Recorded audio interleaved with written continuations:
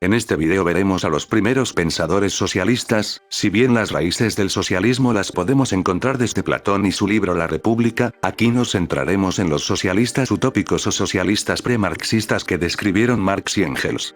Los representantes más destacados del primer socialismo son Robert Owen, Henri de Saint-Simon y Charles Fourier. Aunque también es importante mencionar que hubieron otras corrientes socialistas premarxistas, pero nos centraremos en las ya mencionadas. Las diferentes corrientes del socialismo utópico se disolvieron o se fueron integrando a los movimientos de Karl Marx o de Mikhail Bakunin. Sin embargo, su estudio es importante para vislumbrar la historia de las ideas y el devenir de los acontecimientos. Sin más que decir, empecemos. El conde de Saint-Simon y el sansimonismo. En rigor, Saint-Simon no desarrolló una idea sistematizada de un mundo perfecto en el futuro, sino que sometió a la sociedad surgida de la Revolución Francesa a una crítica radical. El primero de sus numerosos escritos, en su mayoría científicos y políticos, fue Lettres d'un habitant de Genève, Cartas de un residente en Ginebra, que apareció en 1802. En esta primera obra, propuso la creación de una religión de la ciencia con Isaac Newton como santo. En 1817, en un tratado titulado L'Industrie, la industria, comenzó a proponer sus puntos de vista socialistas, que desarrolló aún más en su periódico L'Organisateur, el organizador, escrito en 1819. En ese marco, entendía que todo lo que hicieran los gobiernos debía tender a mejorar la situación moral y material de los que trabajaban, y terminar con los dos flagelos que seguían azotando al mundo: la pobreza y las guerras. Si bien no se oponía a la propiedad privada, propuso suprimir la herencia, de manera que la acumulación que cada uno lograra fuera producto del propio esfuerzo y no hubiera enormes acumulaciones generacionales, además de que el Estado debía realizar grandes emprendimientos en beneficio del conjunto social: ferrocarriles, diques, puentes, bancos populares, etc. Durante su última década de vida, Saint-Simon se concentró en temas de economía política, junto con Auguste Comte, entonces solo un adolescente. Saint-Simon proyectó una sociedad en la que la ciencia debía tomar el poder moral. Sin embargo, en su último trabajo, Le Nouveau Christianisme, el nuevo cristianismo 1825, Saint-Simon volvió a las ideas más tradicionales de renovar la sociedad a través del amor fraterno cristiano. Saint-Simon murió poco después de su publicación. Los seguidores de Saint-Simon lo consideraron como un maestro y lo presentaron como un mesías de la nueva religión expuesta en el nuevo cristianismo. Los jefes del movimiento fueron Olynder Rodríguez y Prosper Enfantin. Fundaron en 1825, el mismo año de la muerte de Saint-Simon, el periódico Le Producteur, en el que criticaron el liberalismo y el librecambismo, y a continuación organizaron sesiones de debates públicos en los que se discutieron y desarrollaron los principios de la escuela, que fueron recogidos en la exposición de la doctrina de Saint-Simon publicada en 1830. La progresiva conversión del movimiento en una religión que adoptó cada vez más las características de una secta y la persecución gubernamental a la que fueron sometidos sus líderes acabó provocando la división del movimiento. Se suele fijar su final en 1864, año de la muerte de Enfantin. Saint-Simon inspiró a numerosos autores como Pierre Leroux, Philippe Buches y el joven hegeliano Moses Hess, quien intentó hacer una síntesis entre Saint-Simon y Hegel, y a la vez convenció de la necesidad del comunismo a su amigo Friedrich Engels. Charles Fourier y los falansterios.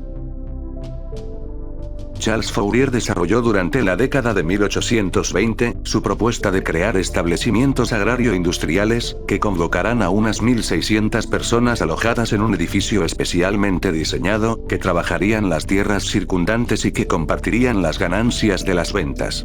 La comunidad garantizaría los servicios generales y todos trabajarían en tareas rotativas.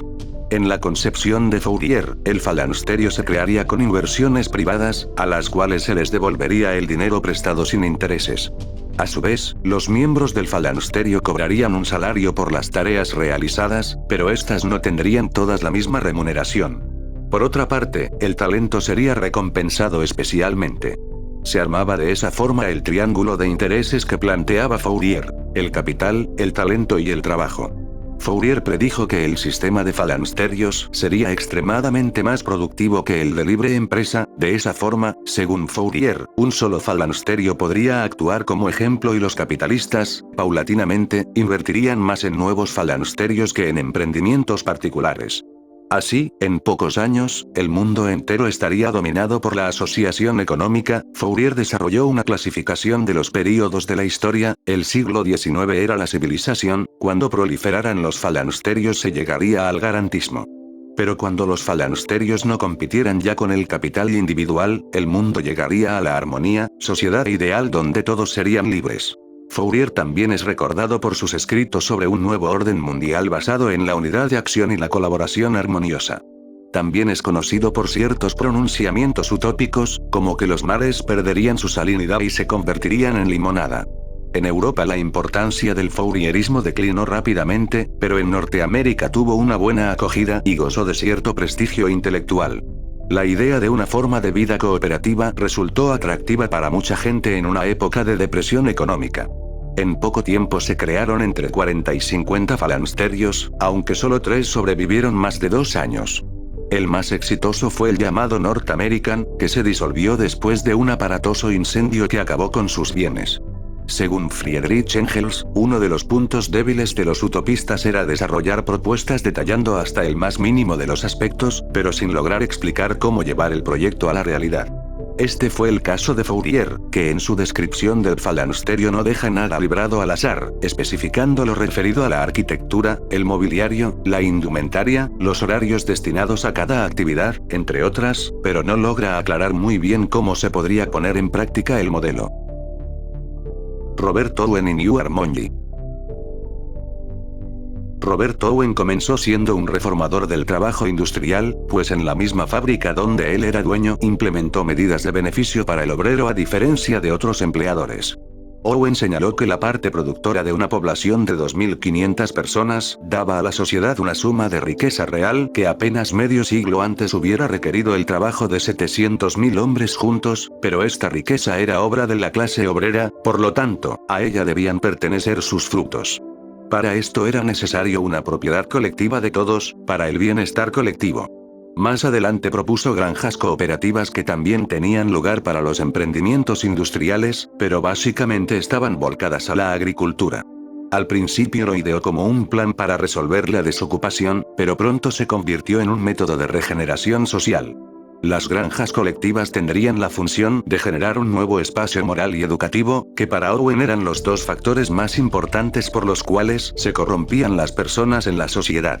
Para probar la viabilidad de sus ideas para comunidades de trabajo autosuficientes, Owen se propuso establecer su propia comunidad en Estados Unidos. Esta sería la famosa New Harmony en Indiana.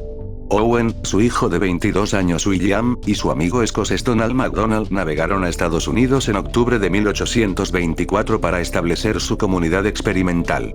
En enero de 1825 Owen usó una parte de sus propios fondos para comprar una ciudad existente de 180 edificios y varios miles de acres de tierra a lo largo del río Wabash en Indiana.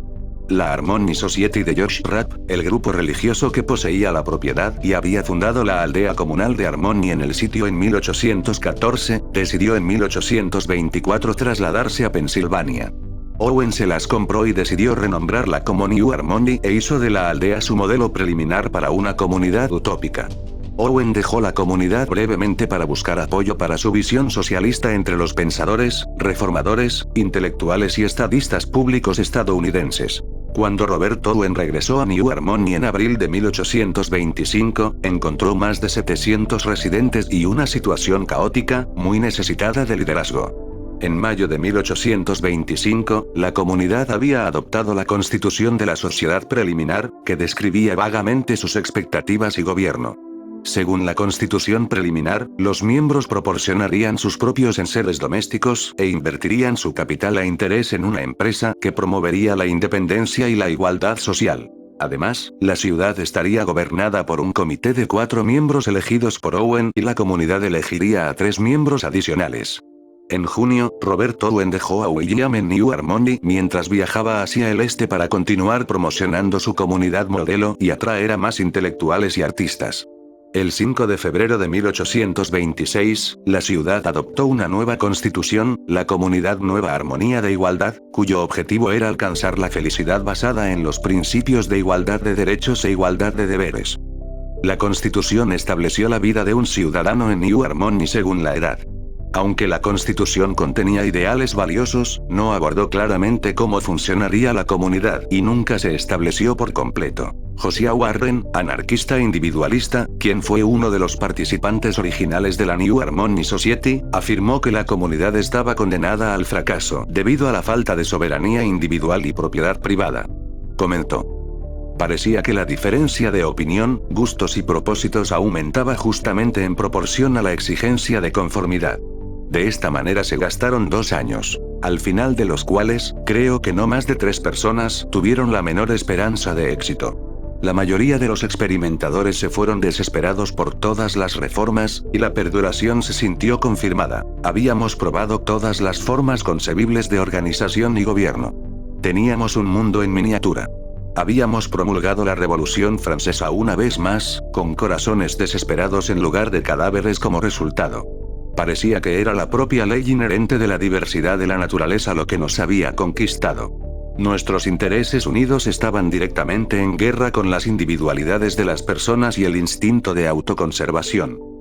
Uno de los hijos de Robert Owen, Dale Owen, escribió en su diario que los miembros del fallido experimento socialista en New Harmony eran una colección heterogénea de extremistas, devotos entusiastas, honestos y teóricos perezosos, con una pizca de despistados sin principios incluidos, y que un plan que remunera a todos por igual, en la condición actual de la sociedad, finalmente eliminará de una asociación cooperativa a los miembros hábiles, eficientes y laboriosos, dejando un residuo ineficaz y lento, en cuyas manos el experimento fracasará, tanto socialmente y pecuniariamente. En 1826, los grupos disidentes descontentos con los esfuerzos de la comunidad en general se separaron del grupo principal y provocaron una reorganización. En New Harmony, el trabajo se dividió en 6 departamentos, cada uno con su propio superintendente. Un consejo de gobierno incluía a los 6 superintendentes y un secretario electo. A pesar de la nueva organización y constitución, los miembros continuaron saliendo de la ciudad. En marzo de 1827, después de varios intentos de reorganización, el experimento utópico había fracasado. La comunidad más grande, que duró hasta 1827, se dividió en comunidades más pequeñas, que provocaron más disputas y New Harmony se disolvió en 1829 debido a constantes disputas. Las parcelas de tierra y propiedades de la ciudad se devolvieron al uso privado. Owen gastó $200,000 de sus propios fondos para comprar la propiedad de New Harmony y pagar las deudas de la comunidad. Sus hijos, Robert Dale y William, renunciaron a sus acciones de las fábricas de New Lanark a cambio de acciones de New Harmony.